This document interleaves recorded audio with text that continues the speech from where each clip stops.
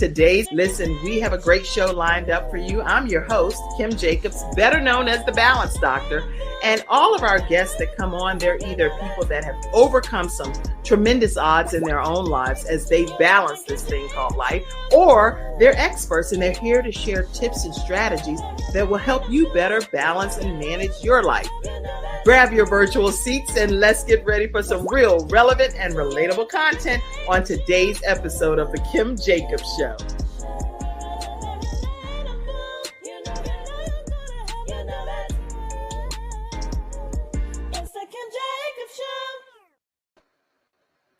Hello, everyone, and welcome to The Kim Jacobs Show, where we're bringing balance to the world, one household at a time. How are you over there, Mr. Willy? I'm good. Thank you, Kim, for having me. Happy Thursday. Thank you for being here. And we're so glad. Where are you from? Where are you located? I am in Toronto, Canada. So up north, yo. How is the weather there in Toronto? It's surprisingly, December was so warm. Past January, we started getting snow and going below zero. We use Celsius here, so I will have to convert into Fahrenheit. But it has been not so cold lately, but we had some snow, so we're enjoying. Oh, so a nice mixture, some nice balance as we talk about balancing things. You don't want it to be cold, but you want it to be cold enough where you can enjoy the fact that it is cold, right? Enjoy some of the stuff. Indeed, my girls were complaining around Christmas that we didn't have snow, so they didn't really feel like Christmas, but it didn't bother me. I was okay. So now they have some snow to enjoy. Yeah. Well, I'm glad you're enjoying your weather there. And also, listen, if you're watching and grabbing your virtual seats, let us know where you're visiting in from as well. In the studio audience, we'd love to pop your comments up throughout today's broadcast. And that's what the show is all about, being able to bring maybe like a missing piece of a puzzle that may be missing in your household in some regard. Guess what? We bring people on that share their backstories. They share their trials, tribulations, things that they balance and manage, and how they manage this thing called life, right? So today we have with us Willy Gakunzi, right? Am I saying it right? You did a good job. Yes, okay. Gakunzi. And so I want to make sure that we take a moment just to let you all know who he is. He is a devoted father to his beautiful daughters, Kayla and Shayna, and he has a remarkable life journey that began in the Democratic Republic of Congo. So we're going to learn more about his background, and I'll let him go through all of the details of that. And now, obviously, in Toronto, Canada, alongside with his loving family. He's a distinguished banking and financial regulatory risk subject matter expert. Okay, that right there had me speaking in tongues, just that part right there, right? With over 15 years in expertise. In recognition of his exceptional leadership, he was honored with the 2021 CEO Award, and he's the founder of How Foundation, which is a nonprofit charity organization that strives to unlock potential inside of marginalized people through skills acquisitions. I'm telling you, you're in for a great treat. He's a songwriter, gospel recording artist. There's a lot to this man. And we're so glad to have you here on the Kim Jacobs Show today, Willy. So glad to have you. Thank you, Kim. What an introduction. Yes, it sums you up in a nutshell. What I love for people to do is get a chance to hear, because there's a lot of things that you're balancing in that introduction. I would love for you to just take us back and tell us about you and how you became who you are today, if you don't mind. Thank you so much. Thank you once again for having me. Yes. So I like to introduce myself as a simple man, a father to my two beautiful daughters, Kayla and Shayna. I'm proud really to have them in my life. What else? I'm a follower of Jesus. I love Jesus. I'm a saved, born again. Professionally, I'm into banking and financial industry and technology, focusing on regulatory reporting, all that. But I don't want to dive into that, I guess. We can dive into whatever you want to dive into that balances your life, and you can Correct. help us as viewers and people tuning in. Indeed, and I am a gospel singer songwriter. I have an album out there. I do write songs, and recently I've added it to my profile authorship. I am an author of When Light Fades Away, Hope Remains, a memoir that really depicts my journey through life. As you said, I was born in the Congo, former Zaire, and I navigated through different period of life. I moved to Rwanda when I was around 13, 14, and then went to Europe, did my studies there, and I'm now currently residing in Canada where I serve. And I am a founder of How Foundation. How stands for Heart of Worship in Action Foundation. So that's Part me. of worship. Okay, Heart of Worship in Action. Yeah, Foundation. that's awesome. Now, when you say you went to the Congo and you were doing studies and things, were you doing this as a young person kind of on your own and going studying abroad type of thing, or were your family members with you? How did that process work? Yeah, so I was born in the Congo. It was former Zaire when I was born. So it changed name in '97, I believe, when the former president was overthrown. So where do I start? So I was born there, but through conflicts and turmoils, what affected the whole region, culminating with the genocide against the Tutsis that took place in 1994 in Rwanda. The spillover went to Congo, but the country was in turmoil as well. So my family and I moved to Rwanda post genocide, right after the genocide. I was young. I didn't experience it myself during, but I did live the aftermath. The country was completely destroyed. Thank God, is one of the emerging economies around the globe, one of the best in Africa, actually, Rwanda currently. So through that history, I ended up going to Europe, and I went to Europe as a refugee. I did my studies there. So, Wow. yes, and long behold, started working and moved to Canada in 2016. Right. Which again, I think we will dwell into there, where really my book, my memoir, is talking about. In 2018, I lost my wife very young, and she left me with my two beautiful daughter. And so my story in this book, again, going ahead a little bit, is capturing my life journey, where I was born, how I ended up being where I am today, and the Wow. hope that I have experienced, that anything is possible even after going so much. There is so much in us, potentials that we can unlock and be a blessing to the world, but also achieve our personal fulfillment. Okay, you did the whole hour in like 5 minutes, right? I'm like, Willie, that's a skill, that's a gift right there. It's like, wait, what?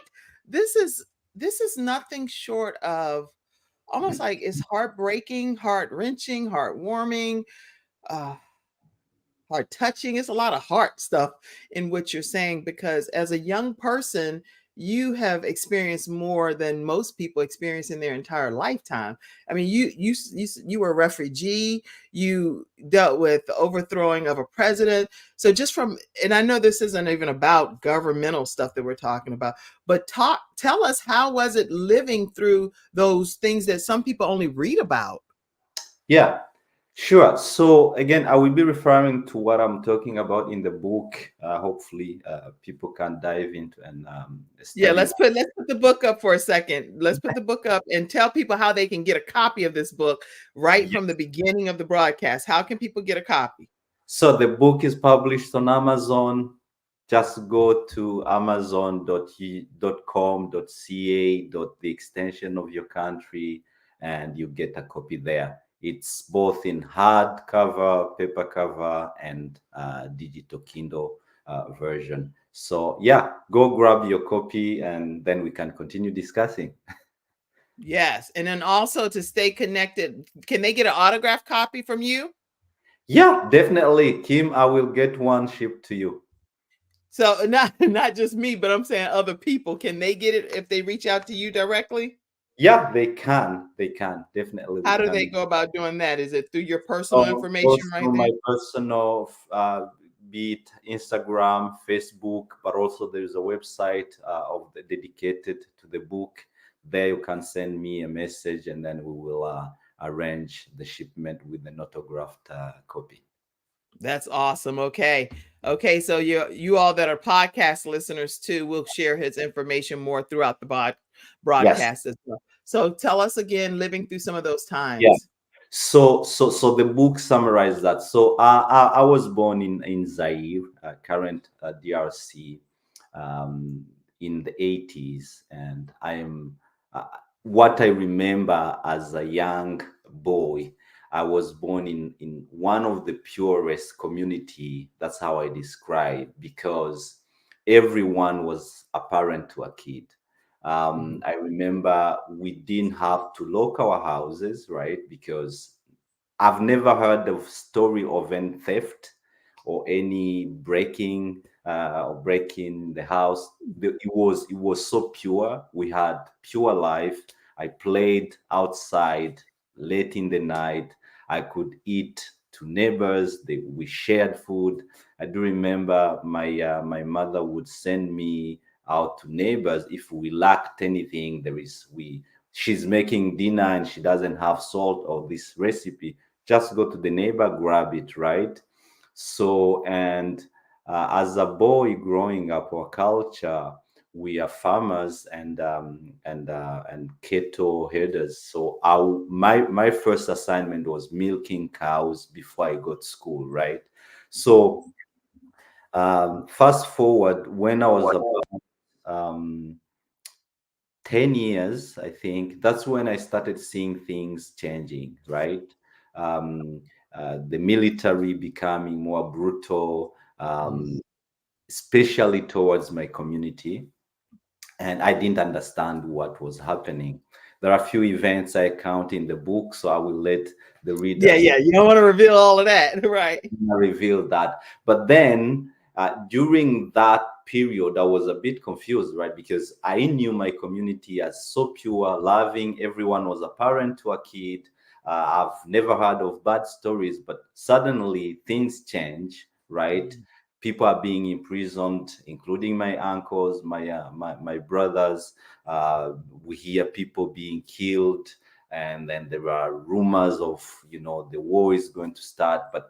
And there is this campaign against the community I am from, the Tutsis of Congo, because again we have that how do you call it, connection with Tutsis in Rwanda. We speak the same language, we have the same culture. There is this massacre going on, genocide in Rwanda, and the government of Mobutu is helping Mhm. the then government of Rwanda that was committing genocide. So the impact and the effect of that is spilling over, and my community is under threat, right? The Right. genocide happens. I'm still young. I'm around 12, 13, but I don't Mhm. know what's really happening on the other side of the border. But we hear stories on radio. Many people have killed. At the same time, young people from my community are joining the struggle to stop the genocide, right? Which Mhm. eventually was stopped by the Rwandan Front, Patriotic Front, in 1994. So, because of that, Zaire became unstable and unsecure. There's a mass migration of my people to Rwanda. And in Rwanda, even though the country was completely destroyed, over 1 million people killed That is because of who crazy. they are. it's crazy. We are welcomed, we feel home, right? We are not anymore kind of persecuted. So I start making sense of life when we are in Rwanda. But I have this background where I thought we were safe, we had the best community, and then we are kind of, hunted, so to say, and in this new country destroyed, but the government and the leadership is inspiring hope, right? So I started making sense of life really when I was in Rwanda, but the reality of life wasn't as anyone would wish to, because you have survivors, you have those who committed the genocide. And So, again, I don't want to go into the politics and the right, right.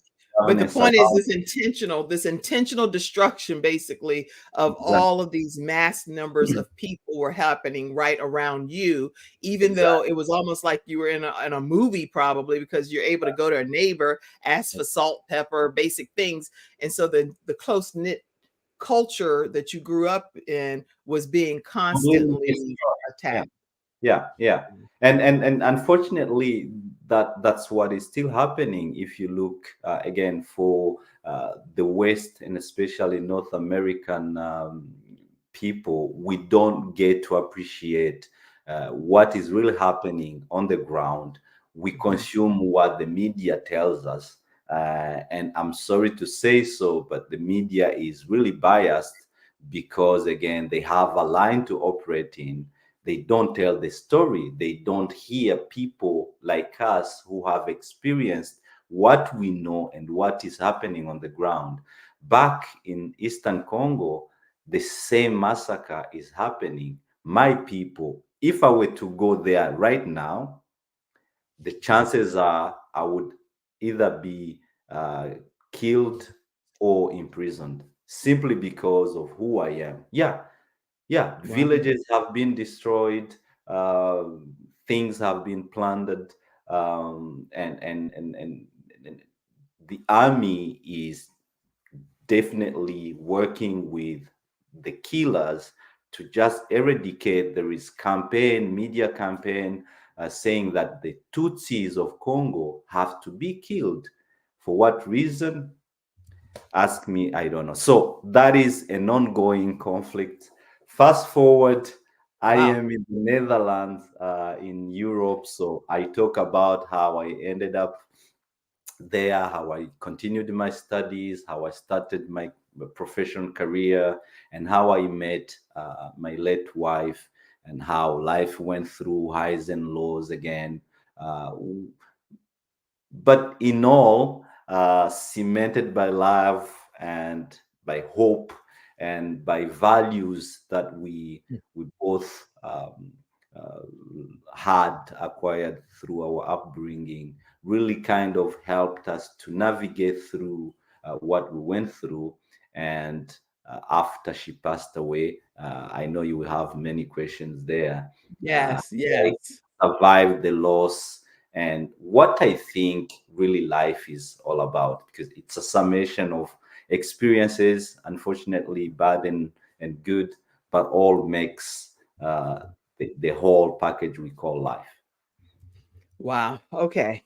This has been already, like I said, a very robust discussion, because you're here to talk about your own journey. When you were talking, it reminded me actually of growing up in the projects, in very different scenario than what you just painted the picture of. But what was happening in our community was a sense of community as well, even though it was we were impoverished and low income. Uh, Underserved, or whatever the people want to call, whatever people want to call it. But in our community, even though we were so-called lacked financial wealth, we had a sense of community. So the same exact thing that you just described, I was able to go to a neighbor's home after school, and all of her 8 or 9 children just merged right in. She fed me lunch and just did everything. And that was Miss Ciola. Miss Ciola was the person back then for me. And then if we were out of something like sugar or butter or whatever, just go down a few doors, knock, or next door and knock and say, my mom sent me, can I borrow this? And not borrow, because how do you return the sugar Yeah, back? I But love.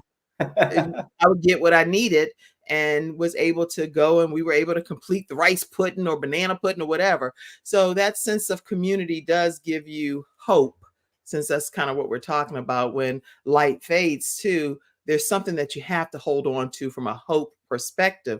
So we're going to take a commercial break. And first of all, I see some comments coming in. Let's address some of our studio audience members' Yeah. comments. I see Tanny. Tanny. Oh, Tanny, thank you so much too. I did. Let me hold on. Tanny Swan Wrights sent me a book, Mama Stories. And so she was a guest on the show recently. And I want to make sure that I thank you for sending me this book, Mama Stories. Is extremely inspiring as well. She said, life as a summation of experience. That is life. I love that. And make sure, Tanny, you stay around and tag some friends, because we're going to hear about his wife and their journey after we take our commercial break. Okay. Let me see. Other Dayron Swan is on too. And he says, when light fades away, hope remains. He's the author of the book 101 Things You Need to Know About Jail. So if you want to definitely, it's some good stuff that this man is telling everybody. We all know somebody that's been in jail or coming out of jail or possibly about to go to jail. You want to get his book as well. Living Through Things People Only Read About. Yes.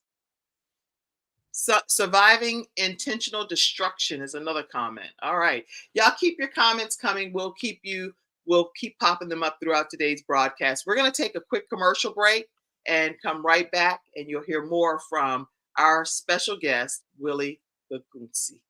We'll be right back.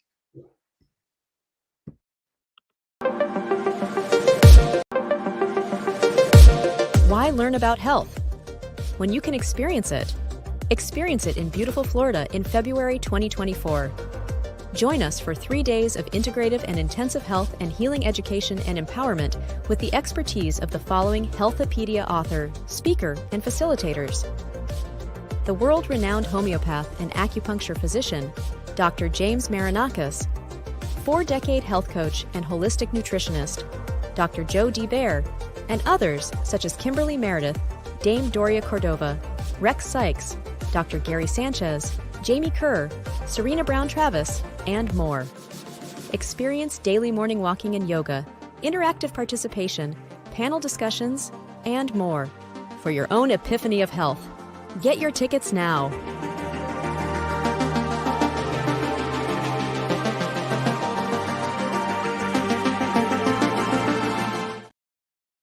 All right, everyone, we're back here on the Kim Jacobs Show, bringing balance to the world one household at a time, talking with Willy Gakunzi.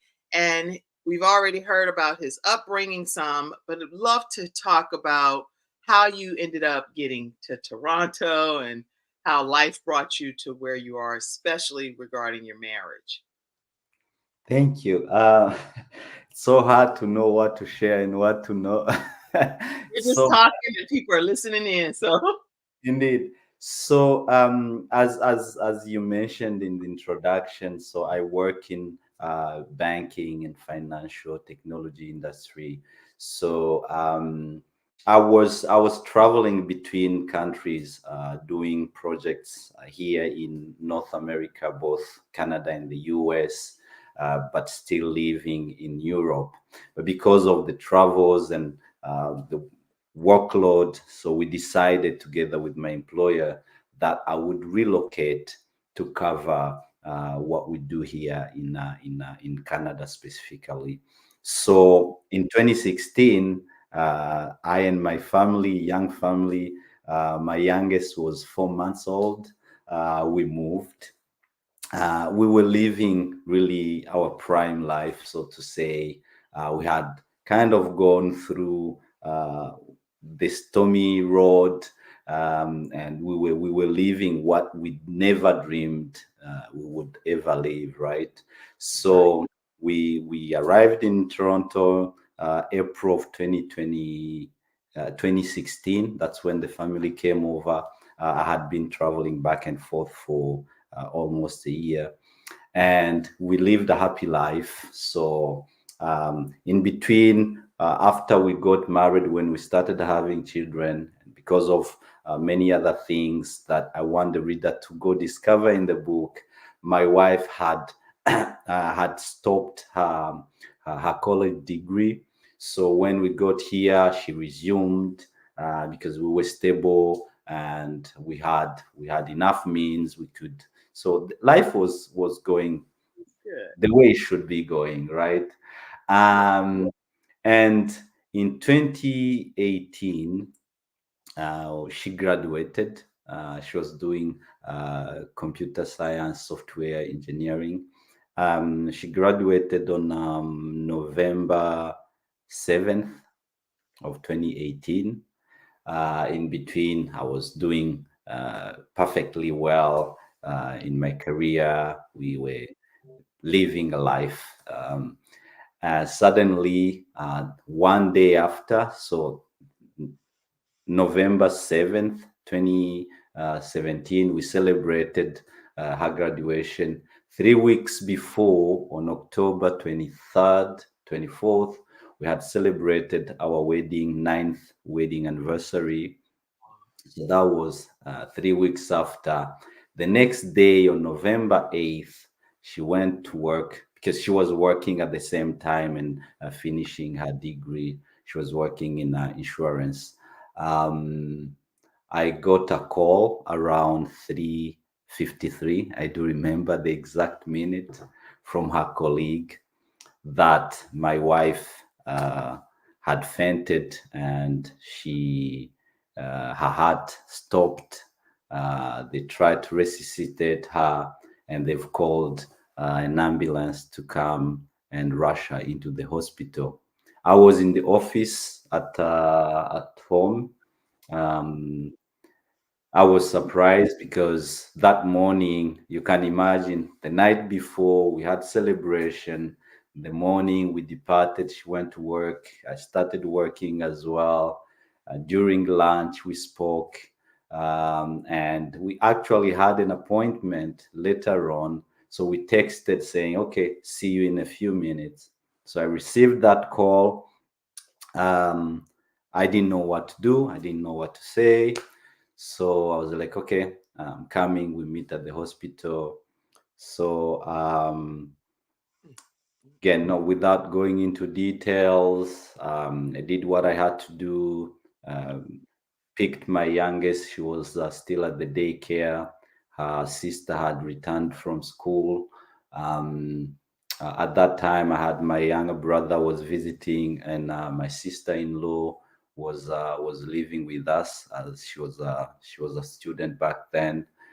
So I left them with the kids. Said, "Hey, I'm going to see the mom. I don't know what happened. I will let you know." So I went to the hospital.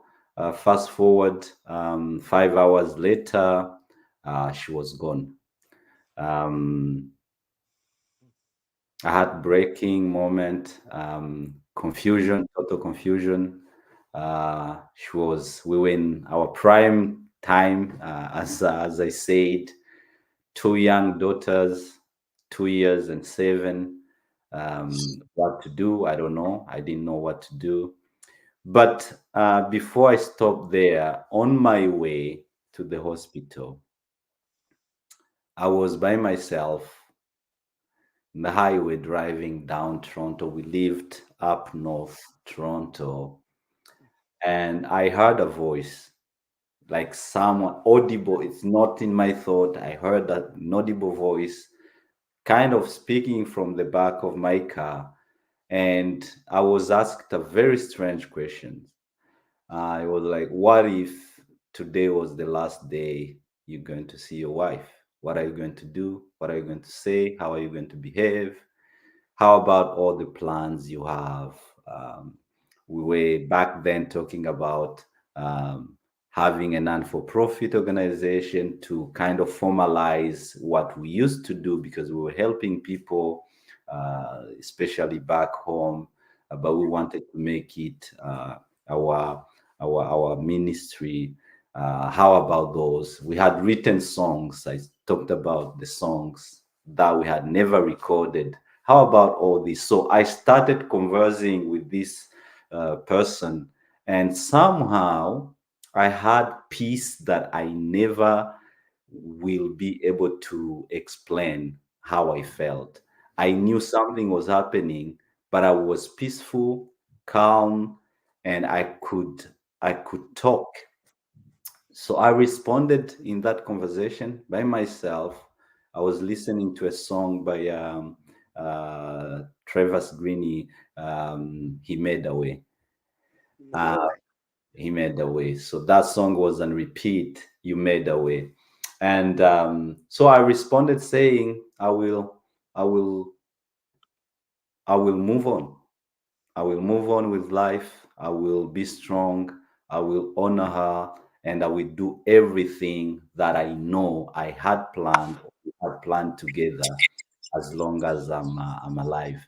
So, yeah, Wow. she left, and a lot has happened, and but there was hope, and this hope to me comes from a light that she she discovered, or she lit in my life. So to me, I think we encounter people, be it in our family, in our circle, in our network, and those people are there for a mission. It's either Yes. to confirm or affirm who we are or what we ought to do. Yes. And to me, my late wife, by the way, her name was Estelle. She's the person who affirmed my purpose, who helped me discover the potential in me. She was the first person who looked into my eyes and say, "You can do it. I know you are able. I'm proud of you." Whew. So that is what I call when light seems to fade away, Hmm. there is a hope that remains. And when we realize that, it is possible to live even after such heartbreak. Wow. Yeah.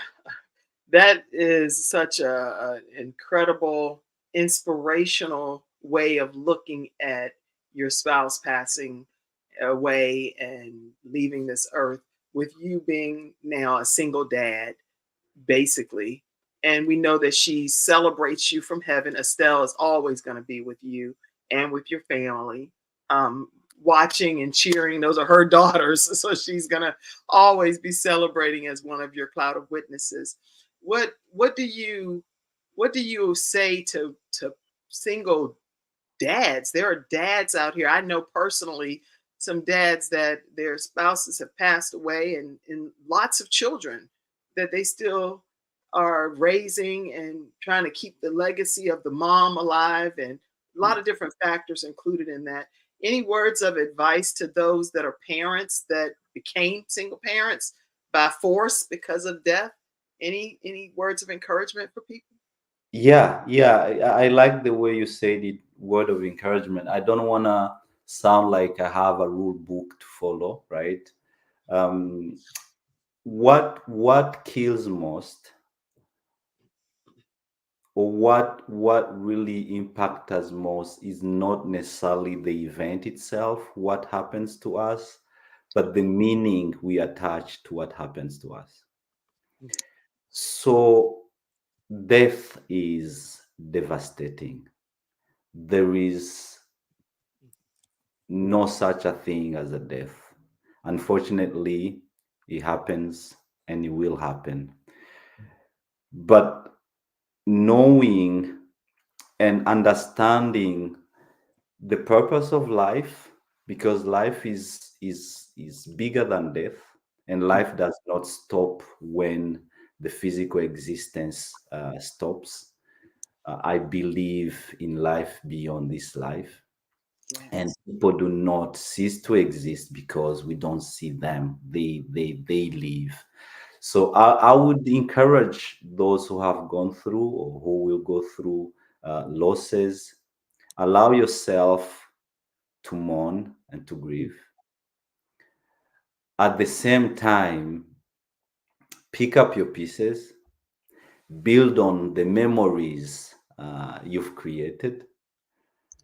And I do believe that because of my faith again, there is no way I can go through what I went through if I didn't have power within to survive. I don't know if I explained myself well. So that means anything we go through, there is a potential inside, and there is that energy, or that foundation, that hope. When we turn it on, we will be able to move and continue to live.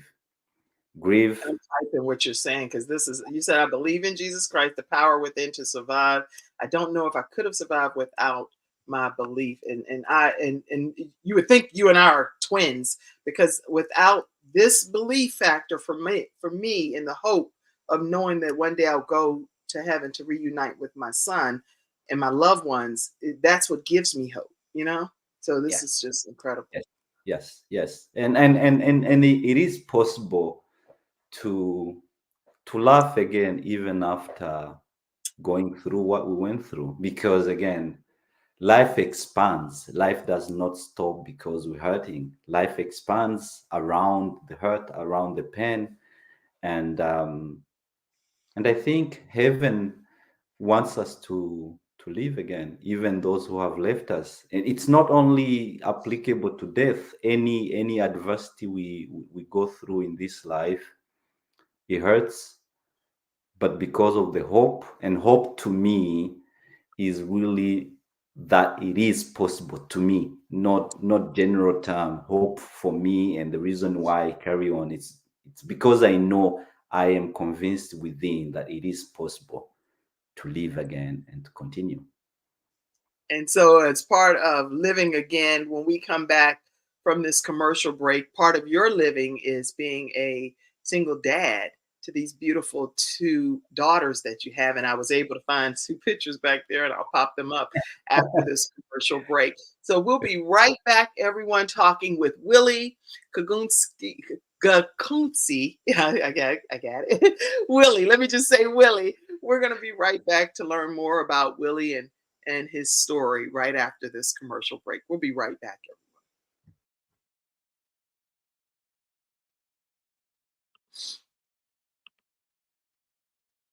We'll be right back. Let me go take us to commercial.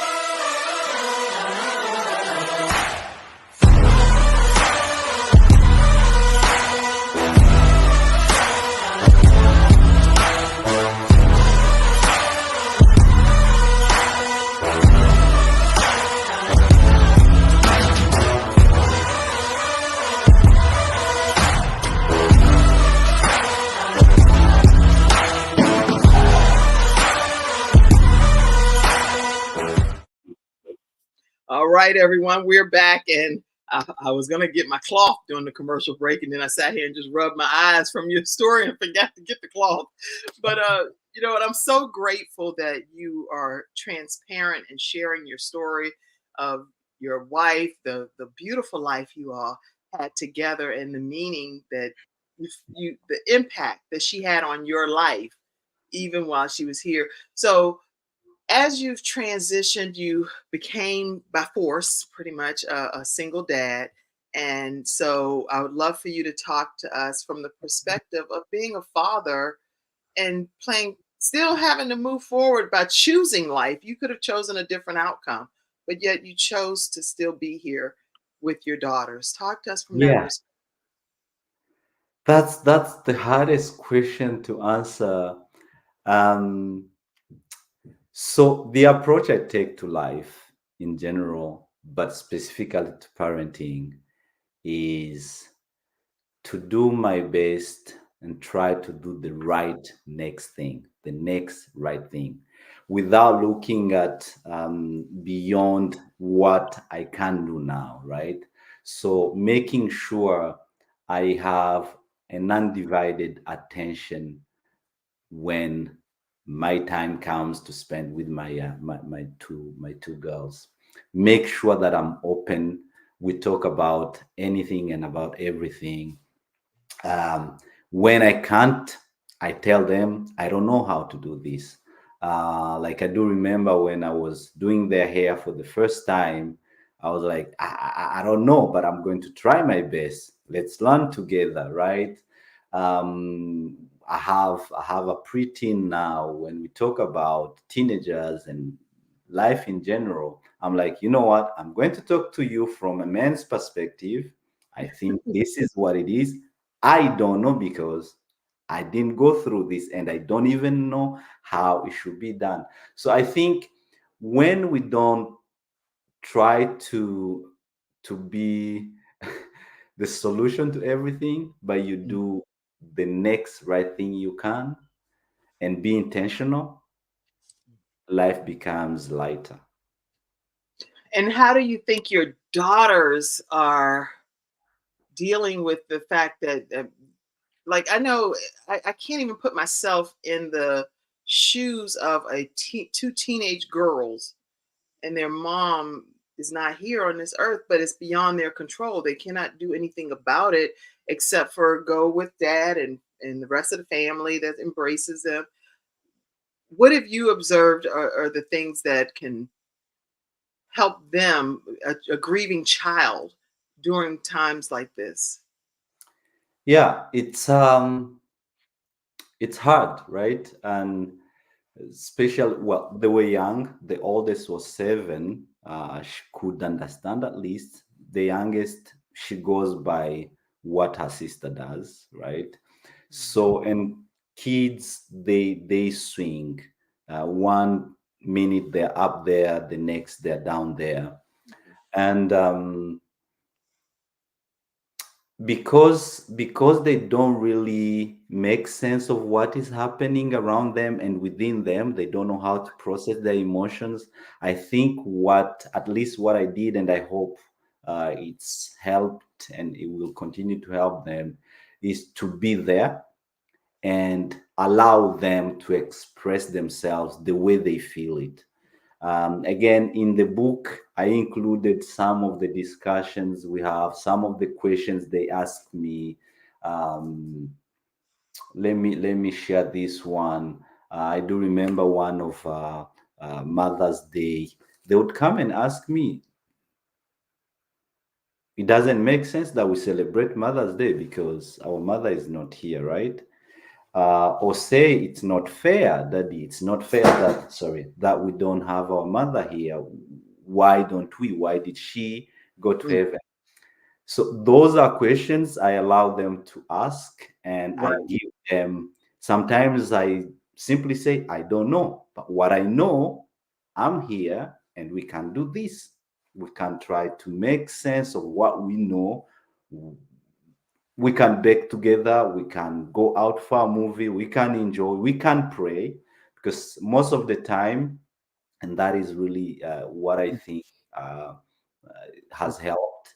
uh, every discussion we have, me confused, them confused, me not being able to Right. answer their questions, we end up saying, "Okay, let's pray and ask God to visit us the way we are. This is where we are, and who knows what will happen." So there's no formula. I think just being open and allow them to express in their terminology and language does help. That's really good. And I know and this is not regarding a spouse, but regarding my son that Mhm, passed away, we mhm, still celebrate his birthday. We just celebrated his birthday recently, bought mhm, cupcakes, put candle and sing, and all of us were singing together. So we just infuse, even right now when I sign birthday cards to give to someone or something, I still write my son's name and I mhm, just say Gabe in heaven when it that in the exact chronological order of my children. mhm, So I'll say mhm, Frankie, mhm, Ivan, Gabe in heaven, Jeremiah, Jayla. And so I put all of that in the card, just ways to keep his memory alive in that regard. So I love how you've said, I don't know the answers to everything. There's no formula, but we're Mhm. going to just do what we can to honor your mom, to honor my wife. And I'm very inspired by that. Wow. Okay, so you've been mastering a lot of things. Banking, you've been mastering uh, genocide. How in the world you done went through all of this stuff coming from the Congo, being a single father that's now raising two beautiful children, and author being added, and you're a songwriter. Tell us about your songs. Yeah. So, excuse me.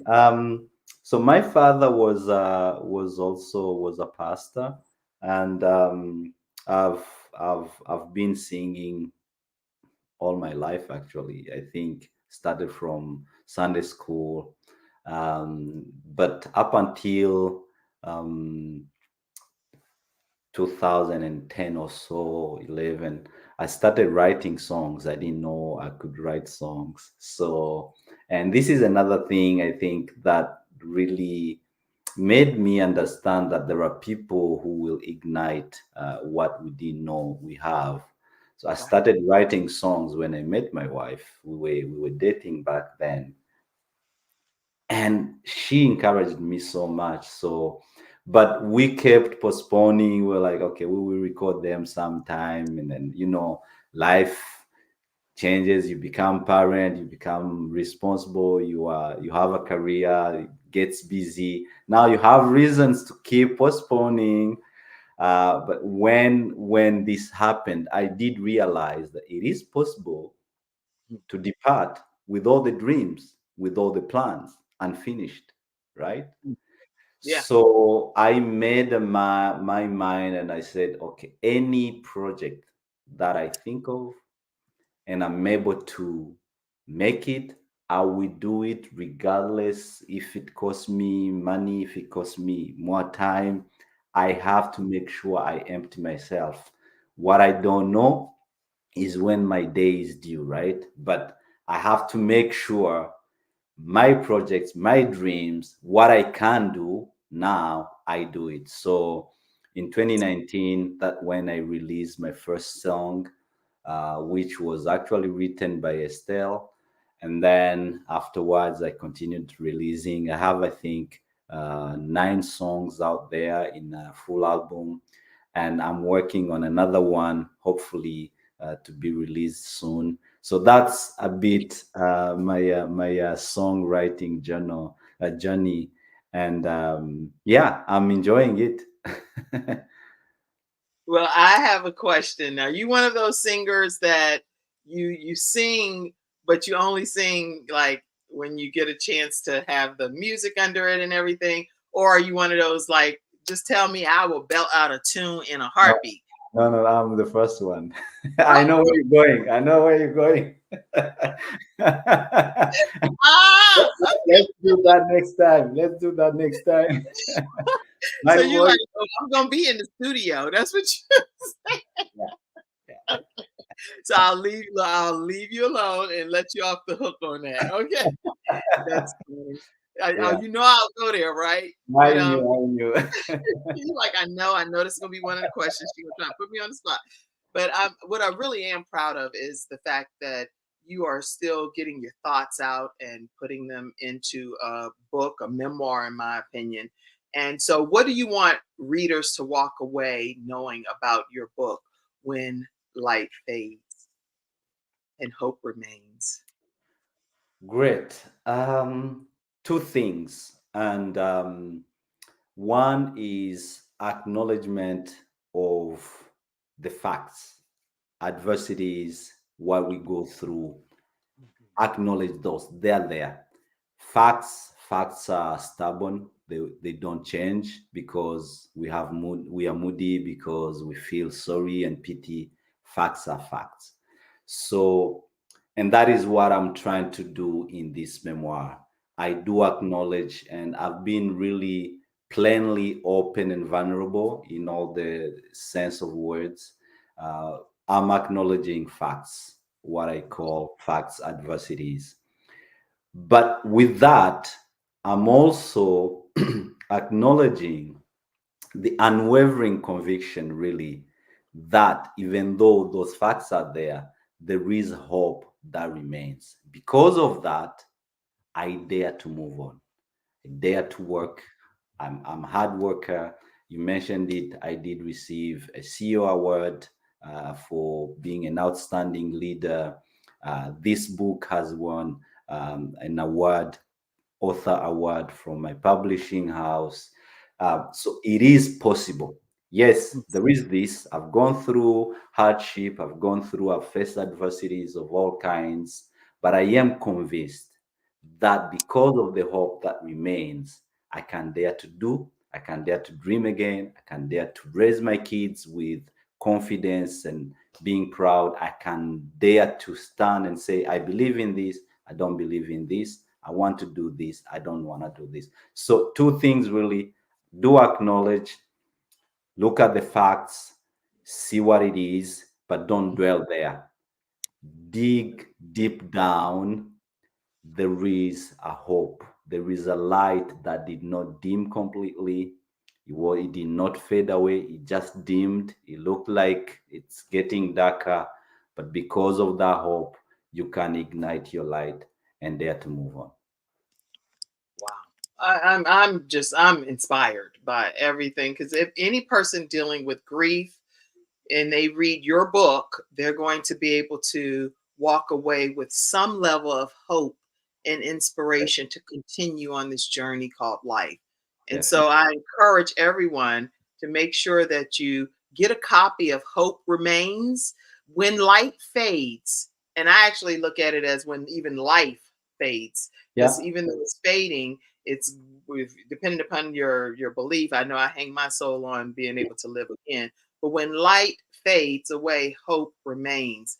You want to get a copy of that book right on Amazon, or you can get your copy directly from this author, Willy Gakunzi, right Yeah. here. And he will sign the copy for you. You see, he's on a book tour here recently and signing autographing copies for those that came in to that location, but he'll do that virtually for you.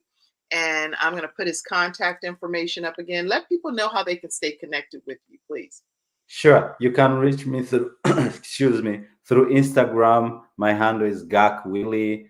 You can go through Facebook. I am on Twitter as well. It will be the same X.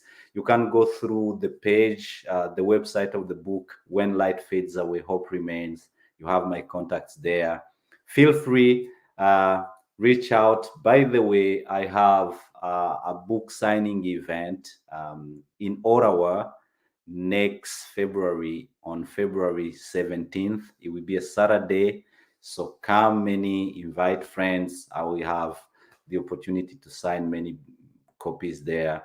And I hope one day to cross the border and come have those live events in the US. I will talk to Kim. Yes, well, we welcome you to come to the US and have a book tour. And I'm sure quite a few people will be in attendance when light fades, hope remains. So you all make sure you stay connected with Willy as well on his social media handles. And I do want to let you all know that we are starting a group training that's taking place on how to start your own virtual show from scratch. I have a couple of seats left. And so if you're interested in joining the training class, it's a small group of individuals, and I work with you all to customize your own show. It can be your own virtual show from scratch. It's a 6-week training, very reasonably priced. And all you have to do is reach out to me, Kim, at thebalancedoctor.tv, or you can call me at 704-944-3534. There is an endorsement video right on kimjacobsconsulting.com if you want to see an endorsement video from Les Brown, from Dr. Les Brown, and he endorses the program. All right, so if you also are interested in knowing how the Kim Jacobs Show thrives, is from community contributions from members like yourselves. So we don't charge our guests to be a part of this broadcast. So the only way we're able to keep this thing rolling is through your contribution. Take a moment today and pour into the show, because it's sponsored technically by you, right? And you can do that at Cash App, $Kim Jacobs Inc., or through PayPal, paypal.me/Kim Jacobs Inc. Today's episode is sponsored by Dr. Jody Bear, and we played her commercial. But I do want you to know that this Healthopedia event is like, it's this big encyclopedia of Healthopedia, is what it is. And it's over 42 authors. One of the authors in the book, which I'm proud to announce, is my son, Ivan Jacobs. And so he's the one of, I think he might even be the youngest author in the book. So make sure you all know that drjod.com is where you can learn a lot of information, and let her know the Kim Jacobs Show sent you her way. All right. What are any other comments or thoughts that you want to share with our viewers today, Willie? One is the time we're living in, right? We are bombarded with all kind of information. Social media, anyone has opinion, anyone can say whatever they think they want to share.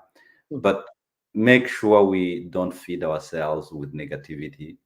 Make sure that we keep our hope guarded, and make sure whatever we go through, and I don't want to be the bearer of bad news, things will happen. You will go out and, unplanned things will happen, those that you don't have control over. But as long as you still have breath, there is hope that remains. Please do dare to move forward.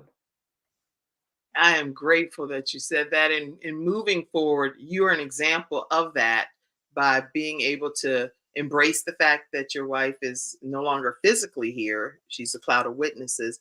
You have your two beautiful offsprings, your daughters, and you're able to still kind of grab hold of all of that and make it work. So I think your words of inspiration throughout today's broadcast has been one that anybody can glean some hope from, you know? Thank you so much.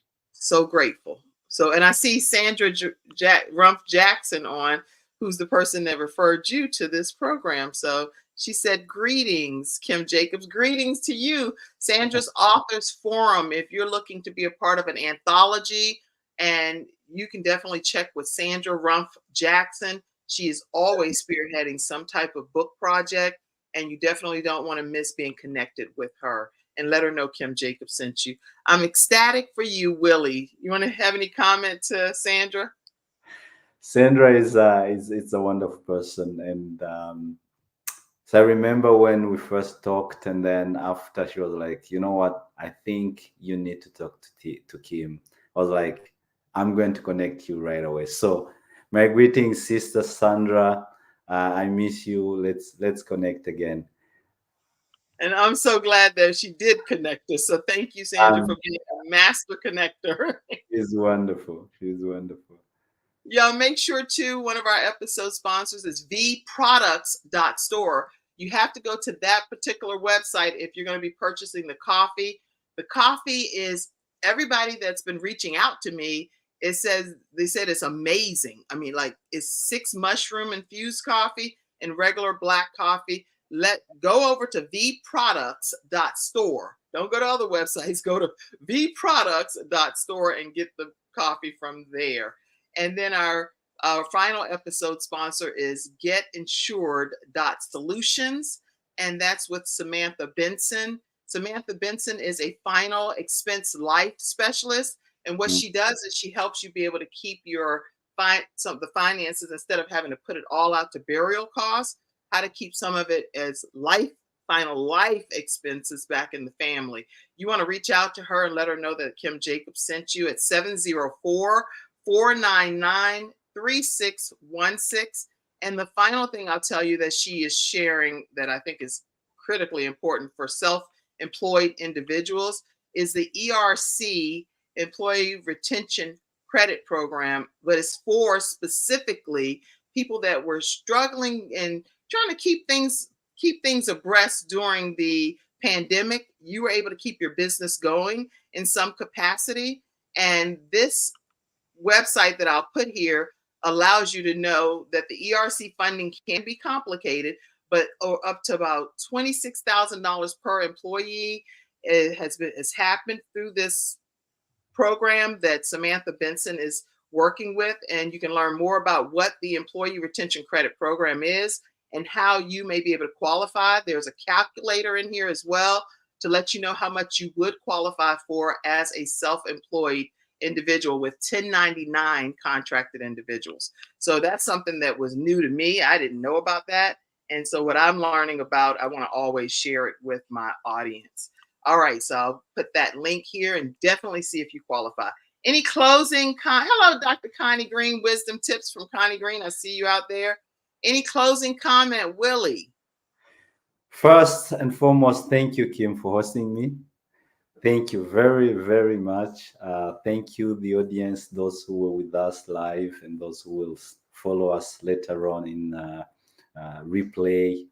Yeah, we don't take it for granted. We can tell our stories, but if we don't have anyone to listen to our story and maybe be inspired, then our work will be in vain. But thank you for your time. Thank you for tuning in. And thank you for the support you continue to bestow on my sister Kim here. And go grab your copy of When Light Fades Away, Hope Remains.